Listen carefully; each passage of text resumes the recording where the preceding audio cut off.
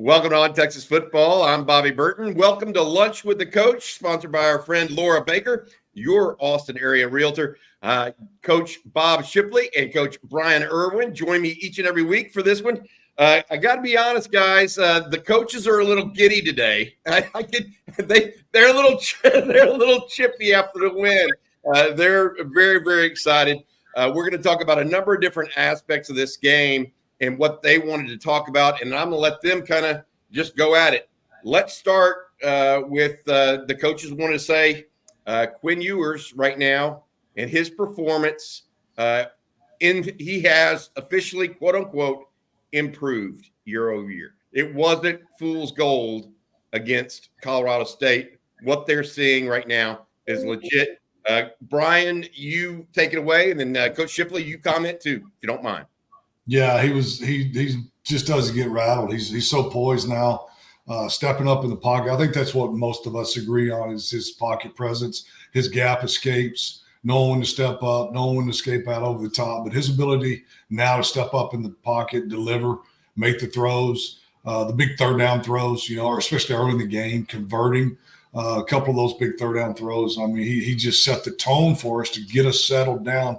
Because we were a little bit on our heels there the first series. The crowd was in complete control. It's a very unsettling place to play, 111,000 people, and it's very, very loud. And I think Quinn set the tone by converting on those third down throws and doing what he needs to do to put the ball in our playmakers' hands. Bob, what did you think about Quinn and his play? Yeah, I thought he was great. And Coach Erwin, you were there. You were at the game. I was jealous. Yeah, and it's one thing that you saw that we didn't. I mean, you can hear some things, but what was the atmosphere like there? Really, I mean, what were our kids up against? I don't know about you guys, but Bobby and anybody else that was there, but just being totally honest, the very first 3-4 plays, I'm like, this is going to be difficult because the crowd noise was extremely loud. We were committing a couple of procedure penalties. They had us backed up a few times. And I'm like, man, if this continues for 60 minutes, we're going to have a hard time. We've got to be able to take this crowd out of it. And I told my brother, I said, can you imagine this crowd being in the game, the whole game? But we took them out of it. Literally, by the start of the second quarter, crowd was out of it. And we didn't have to deal with that anymore. So to me, Bob, that was the biggest thing that we had to overcome because it was definitely unsettling. And to start with Bobby's first question, I think Quinn Ewers was the key cog in getting us settled down. Well, I saw on a message board, don't even remember what message board it was, but somebody put a thread that simply said, "Move over, Colt." And I thought, oh man, let's don't. But then you know what? I thought that's right. I mean, Quinn is solidifying himself. If we went out this season, or even come close, I mean, I think Quinn deserves the publicity he's getting. He deserves credit where credit is due. And he, as Bryan said, he's stepping up in the pocket. He's handling the blitz so much better. He's keeping his eyes downfield, and just the way that he played. If he wins the Heisman, if we win the national championship, he deserves everything he has coming to him because there was a lot of hype about him, of course, coming out of high school. He played for a guy that Bryan and I know very well out of South Lake Carroll. And then,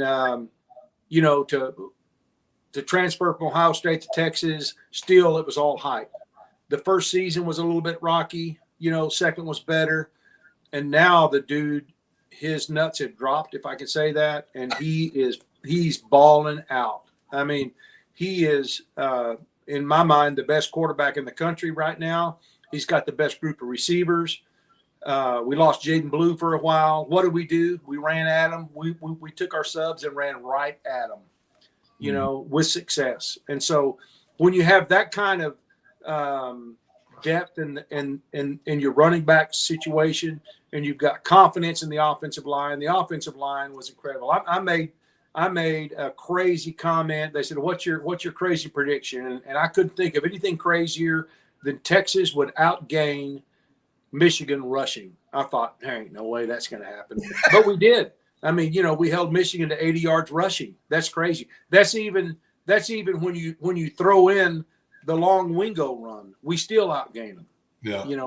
Rushing. So it's just such an exciting time. I think what Quinn brings to our offense is it's certainly not showboating. It's certainly not anything verbal, but just the aura that he carries himself, the aura about him, the way that he brings us back. And Bryan was so right. Sorry.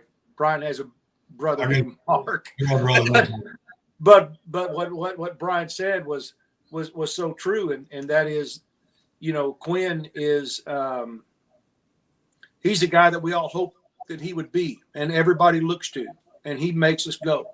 And I just can't say enough good things about him. There's already people comparing him to Vince Young. I'm not to that point yet, but it's really gratifying to have a quarterback who has improved in the areas that we all came together and said, okay, before the season started, Bobby and Bryan, we said, this is what Quinn needs to improve on. And man, have we seen it. 2 games in a row, we've seen it. And so it's a really exciting time. Heck, I got to say this. I thought I saw improvement from game 1 to game 2, keeping his eyes up downfield when he went forward in the pocket. Sure. I mean, that was probably the biggest surprise for me from his standpoint. Bryan, I want to ask you this because you big quarterback guy have always talked about it being the centerpiece of it. Coach Shipley mentioned his demeanor on Saturday and how that kind of played into the whole thing. Quinn seems to have he's not Colt McCoy in that he's not necessarily as fiery. He doesn't run. He's not Vince Young making the, jaw-dropping plays. What is it that Quinn does as a quarterback that is a little bit different than those guys, yet still somehow we're getting the same level of play out of him, I guess? What does he have that maybe other guys just don't, and that's why he's so effective? I think, simply put, Quinn is being true to himself. Quinn is being Quinn. He's not being fake. He's not trying to be Vince. He's not trying to be Colt. He's not trying to be anybody but Quinn. I think now he's got a grasp of who he is. As a coach, Bob may say the same thing, not sure, but I like seeing a little bit more fiery type of guy. I like that run buck, just quarterback, that guy, that Jim McMahon, that headbutting his offensive lineman and all that good stuff. That's great to see, but the ultimate most respectful thing I could say about Quinn or to Quinn is Quinn's being Quinn. He's being true to himself, and I think that's why he's having the success he's having. Good stuff. All right. Hey, another thing that we talked about before we got going today was the game plan and what y'all saw from Sark. Y'all picked up on exactly what y'all liked from Sark in this game plan, either offensively or defensively. Coach Shipley, you go first, bud. Well, I think the fact that he had answers for what Michigan was doing defensively, and even kind of transitioning over to defense. The way that we played 3 defensive tackles at one time, 3 safeties at one time. I mean, we're mixing some things up. We're giving people different looks, and I think that has a lot to do with Johnny Nansen and his feedback into the program to make us be more versatile. But Jahdae Barron, Malik Muhammad, my goodness, Colin Simmons. I mean, it's been a while since we've had a guy that come. Who's the guy that played? I was trying to remember a while ago, Bobby. Who's the guy that played at South Carolina? Was a defensive end rush guy that was so amazing. Clowney. Jadeveon Clowney. Yeah, that's who he reminds me of. I mean, you can't block the guy off the edge. And so far he's beating, and he hadn't played a lot, but he's beating the defensive tackles, just with his get off the ball, effort. But just think when he starts getting some moves and he starts spinning inside. I mean, he was going so fast upfield that he had to slow down to try to catch up with the quarterback because it's just crazy what he brings to this team and what he brings to our pass rush is unbelievable. And I think Sark is handling beautifully. And PK, they're handling him beautifully. They're working him into it. And as we get more into that NASCAR defense, the pass rush, and all those things that we need, he is the perfect guy to fit into that, to give the opposing offensive line and quarterbacks. They have to know where he is, because he is so far has been he's ranked one of the top freshmen in the country at pressures. I think he's number 2, a freshman at with pressures, but what he brings to our defense is unbelievable. And I don't mean to just jump over into defense, but the defense was so exceptional, in my opinion, with things that he did, things that Jahdae Barron. I mean, we had 4 interceptions from 4 different guys, or I think that's we right. had three. We've had 4 interceptions from 4 different guys. We were +3 in the turnover margin on Saturday. And somebody asked, could we keep up this pace? I think, yes, we can keep up the pace. If we average 2 picks a game, I don't think that's beyond the realm of possibility, because our run defense has stepped up, and with our offense being as potential as threatening as it is, we're going to get up on people, and they're going to have to throw the ball, and that's going to work right into our hands. A much improved secondary, as you know, Bobby, for a year almost, I've been, kind of skeptical about our secondary, but my goodness, they have corrected some problems so far, in my opinion, that we had last year, and they are a difference maker in our games now. Our secondary is, with the play from these guys, and I just think that it's just beautiful to see the way that this team has come together defensively, offensively. We're seeing guys like Colin Simmons come in, and it gives us great hope for the future too. Yeah, I said on Monday morning, guys, that I felt like Texas is still a burgeoning program. Like, I don't think it's to where it's going to eventually be, because of guys like Colin Simmons. Anthony Hill's only a sophomore. Manny Muhammad's a sophomore. I mean, I think they're still coming. The question I had for you, Bryan, what did you see in the game plan from Sark on the ground there in Ann Arbor? I think the diversity, the multiplicity, the run versus the pass. We were still willing to run the football. When you walk in from I'm probably not exactly accurate on this, but the 7 or 8 yard line against Michigan, Jared Gibson's touchdown run was roughly right in there. When you walk in from the 7 or 8 yard line against them in Ann Arbor, you've done something, and you're not going to trick those guys. I just think the play call there, a prime example of Sark knowing and his commitment to the run game, which I love. I love running the football. I love seeing Sark want to run the football. But at the same time, spreading the field, throwing the ball. And what I thought was the most interesting stat that I took away from the game was the fact that we had 2 receivers catch balls.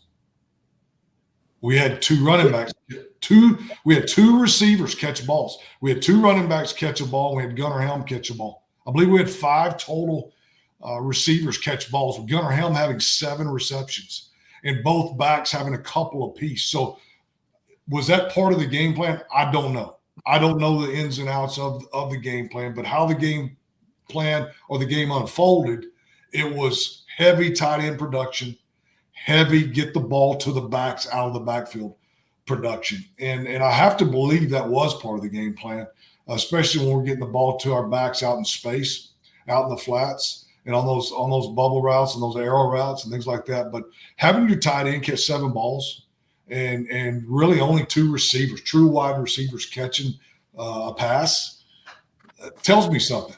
Again, I don't know what the game plan is. I'm not there in the war room with them, but it tells me that was part of the game plan, and Quinn executed that. And our coaches saw some weaknesses there on the part of their defense. That's what we took advantage of. It's very interesting because you say that, and you're right. Obviously, Isaiah Bond and Matthew Golden, the only receivers having catches. They utilized Wingo on a big play. Yeah. And that sort of thing. But that was a run.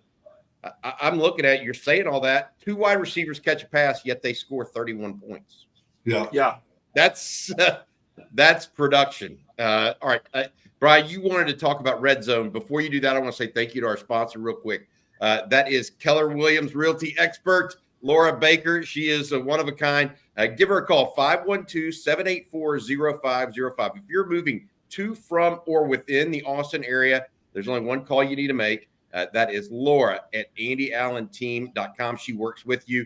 Lifelong Austinite. She knows what's going on and where things are happening right now in the city of Austin. What you can expect is a top shelf help and guidance through the entire process. Again, 512-784-0505. Laura at AndyAllenTeam.com. All right, Bryan. In our pre-meeting, you mentioned red zone. We got to talk about it. Tell people why we got to talk about it. I think why is because we're not having to depend on Bert Auburn to make every stinking field goal, and to keep us in the game, just from an attitude standpoint. If in the past, if we kick field goals, Bert Auburn misses, we're in trouble. We're in big time trouble. Other than that, he goes in the game, misses one of the first field goals I've seen him miss in a long time. He makes a really bad pass at it. In the stadium, it looked like one of my worst golf shots ever. I mean, he just made a bad pass at it. And I'm like, what in the heck? But anyway, we'll forgive him. He's made enough good kicks for us. But not having to rely on him and scoring touchdowns. And I don't know if Bob would agree with this, but in my coaching career, I always found this to be true. If you struggled in the red zone, you struggled early and often and all year long. And it became a very high anxiety issue for you. And I remember going through that as a coach. I'm like, man, I just don't know if we can score. We get down here inside the 10 or get inside the 5. Man, I don't know, man. We're just not, the anxiety builds, and it usually starts very, very early in the season. On the flip side, if you have one of those really good years from the red zone standpoint, scoring touchdowns, you got tons of confidence, and usually that trend starts very early in the season too. So I like what I'm seeing. The trend has started early with us scoring touchdowns. I think our confidence will continue to grow, and I think we'll be a very, very good red zone team the rest of the year. I gotta give you the stat here because you actually mentioned it in our pre-production. 10 of 11 trips into the red zone, Texas has scored touchdowns. Not just scored, but scored touchdowns. 10 of 11. The other one was a successful field goal. So they're actually 11 for 11 on points from the red zone. Bob, your take on that, is that because Sark's in his bag a little bit more? Rod Babers likes to say that he's in his bag. He's dialing him up. Is it personnel? Is it more confidence in Quinn? He's thrown some BB. I mean, that pass to Matthew Golden right before half, that was money right there. That will make money in the next level too, by the way. Yeah, I think it's all of it. I think it's all of it. I don't think you can put it on one person. But I tell you what, I got to say this. I feel so sorry for DeAndre Moore. Starting wide receiver, he had one pass thrown at him, and it was caught for a touchdown, got called back for a questionable holding. I mean, by the book, it's probably holding, but they could call that on every play. They really could. So DeAndre, as a starting receiver, had 0 targets if you take that away. And yet we're still at winning at a very high level when you're starting one of your starting receivers has 0 catches. Yeah. This receiver room is loaded. It's loaded. Now, after watching Xavier Worthy play, could we use him? Hell yeah, we could use him. Yes, we can use him. You don't replace him, and we don't have anybody on the roster like Xavier, but we got a lot of dang good players. Yeah. And I just have to say that I feel for DeAndre Moore because he was looking for a great year, and he's been shut out so far, but I look for him to come through and start coming into his own. Yeah, I think that he's hopefully embodying a little bit of what Sark wants, right? Is that team before me kind of thing. Even though he comes in as a highly rated receiver, he seems to be one of those guys that's bought in. right, to that mentality, and it's working. All right, we talked a little bit about a bunch of different stuff. The one I wanted to get back to is the secondary. We've had several different guys. You mentioned Jade Barron making an interception, Manny Muhammad, Derek Williams had one on Saturday as well. What do y'all think it is? Like, I tried to explain this, and Bryan, I'll ask you first. I feel like they're playing more cohesively. Like the sum of the individual talent, they're actually playing above that as a group. It's not just a collection of individuals; it's an actual unit right now. Do you agree with that? Yeah, I do. I feel like we're just matching routes a lot better. I think our talent level's better. Have we grown in our schemes? Probably so, but I think our talent level's just better. We're matching routes, and we're just compressing space back there. There's just not much room. And the more we get our hands on balls, just like we got a hand on a ball the other night, with Muhammad, and then we get the pick by Makuba. And when we get those tips, when we get those hands on the balls, and we start getting the deflections, that's when good things happen. And when the ball gets put on the ground or the ball gets tipped in the air, good things are going to happen. So the more guys you got around the football, which I think that's the key right now, we got a bunch of guys around the football, whether it's in the air or whether it's on the ground. And the more you do that, the more you're going to get those turnovers. And whether it's fumble, recoveries, interceptions, we start continue to lead the turnover battle like Bob talked about a while ago. You're going to win a whole lot more football games winning that turnover battle than you lose. So we just got to keep that up, keep rallying to the ball, chasing the ball, compressing space in the running game, compressing space in the passing game, and chase the football. When the ball goes on the ground, ball goes in the air, we got to have guys around it so that we can recover it and we can field it. I got to ask you this: the additions you're talking about, the guys having more talent. That's where Jalen Gilbo's starting now. Mm-hmm. And I think he may lead the team overall in tackles through two games, by the way. Total unsung hero so far this year, in my opinion, right? Then you add Makuba. Mm-hmm. His experience is clearly showing up right now. Yeah.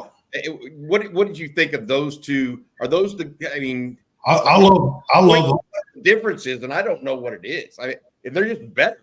Listen, I love those two guys, but I'm a guy that I fell in love with last year was Derek Williams. He's a freak. He is so talented, and now he's a year older, and he's just going to be a fantastic football player. He can run, he can hit, he can cover. You start adding those three guys in. Michael Taff is a war daddy. And I've said this for 2 years now. Michael Taff is a football player, and then you combine that with our corner depth. Bob said a while ago, our receiver room is loaded. I think our DB room is loaded as well. When we're sitting there having 3 or 4 corners, 3 or 4 safeties that can play, I think we're in good shape. Bob, what do you think on the secondary? Anything to add to that? No, I think Bryan hit the nail on the head. You got to love the way that Jade Barron is playing, Malik Muhammad, Makuba. Those guys were outstanding. Taff. It's just really fun to see a secondary come together who has been a little bit questionable. I've been their worst critic. From the playoff game to the spring game, but I also said this: our coaches didn't just fall off a turnip wagon. They're there for a reason, and we have the talent. We just for some reason it just wasn't coming together last year. But this year, I think they've corrected a lot of mistakes. When you look at the Colin Simmons and the others that are putting pressure on the quarterback, we've only had 1 sack in 2 games. So a lot of people say, well, yeah, that's a problem. Well, is it? When you look at the interceptions, 4 interceptions that we've had in 2 games, and just the great defensive back play that we've had, it's just, if we continue to go as we're going, and we're scoring a lot of points, it just really plays into the hand of our defense, because now you got to throw it. Well, what was once considered the weakness of our team, which was a secondary, is now could be considered a strength of our team. You've got to also figure in the fact that our defensive line is getting, even though they're not getting sacks, they're getting a lot of quarterback pressures. And so that does nothing but help our secondary. Yeah. I feel real good about where Texas is as a team. And one of the other reasons why, and get y'all's take on it, and Sark always mentions this. I'm sure y'all did too. The physicality of this football team. Mm-hmm. You look at Texas and Sark's got all these pretty toys. He's got the number one quarterback. He's got all these receivers. He's got speed everywhere. They're playing physical right now too. It starts with the offensive line, but I look at David Benda as a guy that is playing extraordinarily physical right now. Anthony Hill is just naturally physical. Texas is not just this, Charmin soft football team. They're actually playing hard-nosed football up front. Y'all agree with that physicality comment? Yeah, you don't become a champion in the way we played last year or the way we've started off playing this year by being a finesse football. There's no such thing as a finesse championship football team. Never has been, never will be. They may possess some finesse things offensively that they're able to do, maybe an Art Briles type of offense that can finesse you with spreading the field horizontally, bubble screen, hit screens, spreading the field, then they gas you with the run game, and it looks like a finesse deal. I get that, but football is a physical sport. You got to be very, very physical on defense. You got to be physical in the kicking game and your coverage units and your protection units, and you got to be physical up front of the offensive line. You got to be physical at wide receiver now with these RPO games. Your receivers have to block. They have to be able to block in the tight ends and where they fit. And your running backs in protection schemes. You don't think that our running backs get grilled every single day by Tashard Choice about stepping up and protecting Quinn. You got to be physical to protect the quarterback, in the passing game. So I've never believed in the belief of a finesse championship football club. And this is not a finesse team. This is a very physical, fast, deep team. Yeah, I remember Bill Walsh, great coach back in the 90s. And he always used to – everybody thought West Coast offense was, throw it out in the flat and let the running – but, man, he had Hall of Fame offensive linemen in that group. I mean, they played hard. They played West Coast football, true, but they were some hard-nosed dudes in there. And I'm not comparing Texas to that. What I'm saying is I agree with you. You can have the finesse component. That doesn't mean – you're a finesse team. Right. And I totally get it. All right, let's close out with this, guys. And I know we got to get going here. We're thank y'all, everybody, for participating in Lunch with the Coach for the Texas fans today. I got to ask y'all what y'all's takeaway really for this week. Texas hosts UTSA, excuse me. What's the message Sark's sending to the team right now? Bob, I'll start with you. Well, the same thing he said in the press conference. We have to develop a killer instinct. We have to be able to put people away. And I love a head coach that has that mentality. And, UTSA wasn't close against Texas State. Texas State just whipped them. And if I know Jeff Traylor, he's not going to take that well. He'll come in with his players ready to play. So don't think for a second that we're going to be able to come in and just walk all over UTSA because Jeff Traylor's a good coach. He's got some good players. But I really feel like that what Sark has said to his team after the game and then today in the press conference is exactly what you want a head coach to say. We're not there yet. We got to keep fighting. We got to play every game like it's a national championship game. We're not even close to where we want to be yet, and never take an opponent lightly. And I didn't feel that way his first year. I felt like we went into Arkansas and they snuck up on us. I felt like we went into situations that we weren't quite prepared for. Now Sark understands and he knows what he's got to preach to these guys every single week, because you've got to realize that for a long time, Texas has been known as a soft school, a school where people come in and the kids get everything they want and they become soft. And he's not going to let that happen. He has already said we've got to put our foot on their throat. We've got to have more of a killer instinct. And that's exactly what you want your head coach to be saying to the team. And that's what you want the team to be believing. Mm-hmm. We've got to play at our level, and our level is the best level of college football in the country. And we have to play it every single week. And you can't take anything for granted. And so I'm really hopeful that we'll come out this week and put UTSA away early and then continue to roll and let the other guys get some snaps. By the way, I don't know that I'd play Jaden Blue this game. I don't know that I'd play him the next two games, to be honest with you, even though he was able to come back and be an impactful player this past week when it looked like he may be out for a while. He came back in. I don't know that I'd play him the next 2 weeks, actually. I would want him healthy when we go to Dallas to play OU. No. Bryan, you have any final thoughts? That's an interesting one there. You have any final thoughts, Bryan? My final thought is what we used to tell our kids all the time, especially when we had a good football team, when we were rolling, like the Longhorns are right now. But when we were, it was every day I was telling them, guys, you're one Friday night away from complete humility.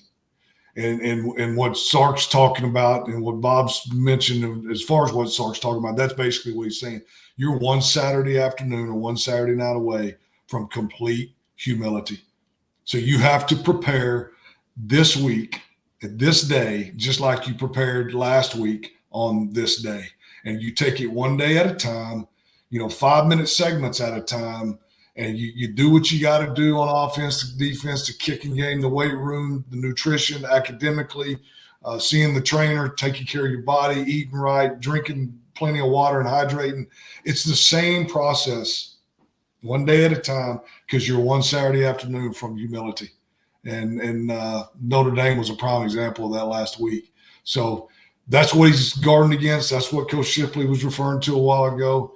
And I think he'll do that. All right, guys. Thank y'all so much for sharing your time. Also, I want to say thank you to our sponsor, Laura Baker, over at Andy Allen's team with Keller Williams. Laura is a lifelong Longhorn. Dad was a professor. She knows Austin as well or better than anybody. If you're looking to move to, from, or within the Austin area, check out Laura over at Andy Allen's team. Laura at AndyAllenTeam.com, 512-784-0505. Appreciate you, Laura.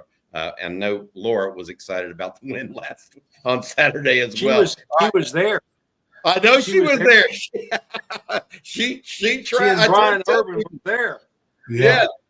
Laura travels now. She's one of those. She gets up and goes. Yeah. All right, hey, Bob. Thank you so much, Bryan. Thank you so much. That's been this week's Lunch with the Coach here at On Texas Football. Big win over Michigan. UTSA up next. Hope